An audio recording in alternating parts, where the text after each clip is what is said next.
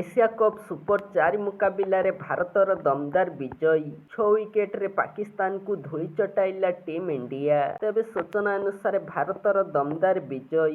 Team ଇଣ୍ଡିଆର ଛକା ଚୌକାରେ ଧୂଳିସାତ୍ ହେଲା ପାକିସ୍ତାନ। କାଣ୍ଟେକା ଟକ୍କରରେ ବିଜୟ ହାସଲ କଲା ଭାରତ। 174 ରନ୍ କରି ପାକିସ୍ତାନକୁ ଚିତପଟାଙ୍ଗ କଲା ଭାରତ। ସୁପର 4 ରାଉଣ୍ଡରେ ଭାରତର ପ୍ଲେଇଂ 11 ଦମଦାର ବିଜୟ। ପାକିସ୍ତାନ ଏହି ପରାଜୟକୁ କେବେ ଭୁଲି ପାରିବେ ନାହିଁ। ଦୁବାଇରେ ଭାରତ ପୁଣି ପରାସ୍ତ କରିଛି। ଅଭିଷେକ ଶର୍ମା ଦମଦାର ପ୍ରଦର୍ଶନ ମ୍ୟାଚକୁ ବିଜୟ ଦିଗକୁ ନେଇଛି। 18 ଓଭର 5 ବଲରେ 174 ରନ୍ କରି ଜିତିଛି ଭାରତ। 2025 ଏସିଆ କପ୍ର ସୁପର 4 ରାଉଣ୍ଡରେ ଭାରତ ପାକିସ୍ତାନକୁ ପରାସ୍ତ କରିଥିଲା। ପ୍ରଥମେ ବ୍ୟାଟିଂ କରି ପାକିସ୍ତାନ 20 ଓଭରରେ 5 ୱିକେଟ ହରାଇ 171 ରନ୍ କରିଥିଲା।